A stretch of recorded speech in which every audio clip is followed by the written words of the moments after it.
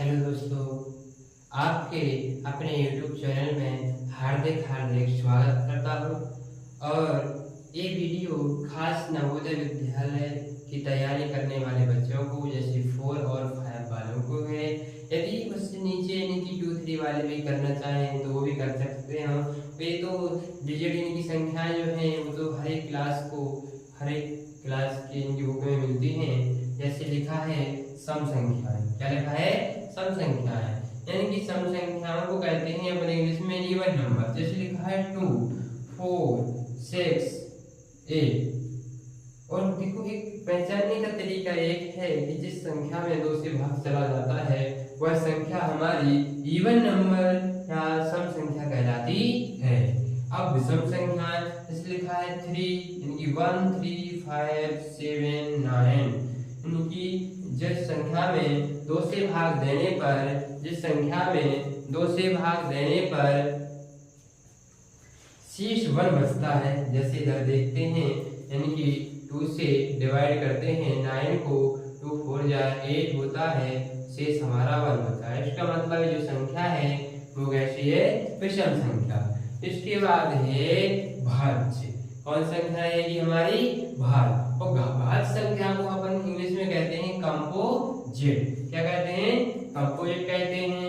जैसे लिखा है, देखो देखिएगा कि भाज्य का मतलब है जिस संख्या के 2 से अधिक गुणनखंड होते हैं उसे हम भाज्य संख्या कहते हैं। जैसे लिखा है कि 4, 6, 8, 9, 10, 12 आदि XYZ भी होगी। मतलब किसी भी संख्या में हम भाग इनकी गुणनखंड देखेंगे, लिखा है 8 तो सबसे पहले 1, फिर 2, 4 और 8, यानी कि 4 गुणनखंड हुए, इसलिए ये कैसी एक भाज्य संख्या है। कैसी एक भाज्य संख्या है। ध्यान से देखते रहेंगे, वीडियो को बिल्कुल भी स्किप ना करें। यदि करते हैं तो आपको संख्याएं इनकी समझ में नहीं आएंगी। अब इसके बाद है हमारी अभाज्य संख्याएं। क्या है? अभाज्य संख्याएं। अभाज्य संख्याओं को कहते हैं प्राइम नंबर। क्या कहते हैं? Prime number. जैसे लिखा है 3, 5, 7 और कहें तो 11, 13। इनमें देखो किसी भी संख्या का ऐसा कोई गुणनखंड नहीं बन रहा है। माना कि 11 को देख लो, 1 और 11, 7 को उठा लो, 1 और 7। देखो, जिन संख्याओं के सिर्फ 2 ही गुणनखंड बनते हैं वे हमारे क्या कहलाती हैं? अभाज्य संख्याएं कहलाती हैं। क्या कहलाती हैं? अभाज्य संख्याएं कहलाती हैं। क्या कहलाती हैं? अभाज्य संख्याएं कहलाती हैं। इंग्लिश वाले ध्यान से सुने, इन्हीं को अभाज्य संख्याओं को प्राइम नंबर कहते हैं। क्या कहते हैं? प्राइम नंबर कहते हैं। इसी के बाद है परिमेय संख्या। क्या है? परिमेय संख्या। और परिमेय संख्या को कहते हैं रैशनल नंबर। क्या कहेंगे? Rational number. क्या कहेंगे? Rational number. अब देखो लिखा है कि वे संख्याएं जो P/Q के रूप में, यानी कि P/Q के रूप में लिखी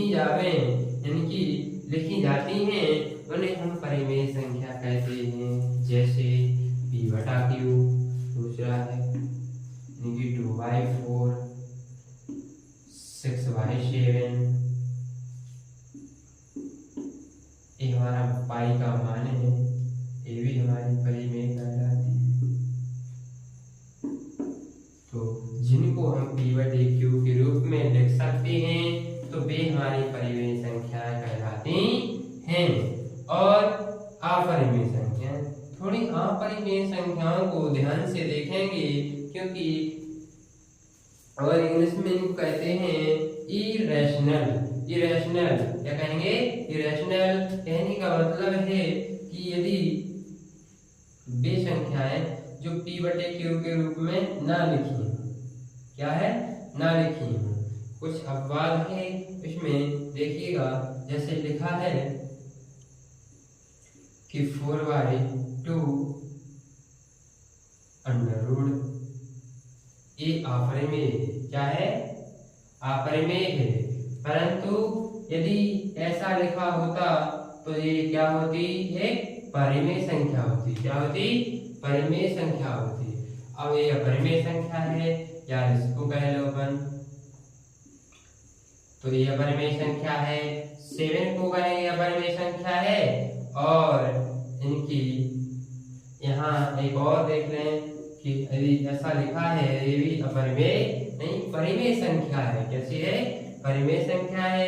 इनकी जो p/q के रूप में ना लिखी जाए, यदि अंडर रूट में यदि भी एक वर्ग ना हो किसी संख्या का, तो वो क्या कहलाएंगी, एक अपरिमेय संख्या, इनकी इरेशनल नंबर कहलाते हैं। देख लीजिएगा, यहाँ से अगर लिखना चाहो तो लिख सकते हो।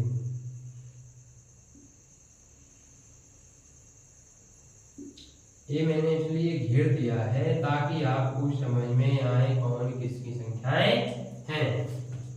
ठीक, मुझे आशा है कि आपको ये संख्याएं अच्छे से समझ में आ गई होंगी।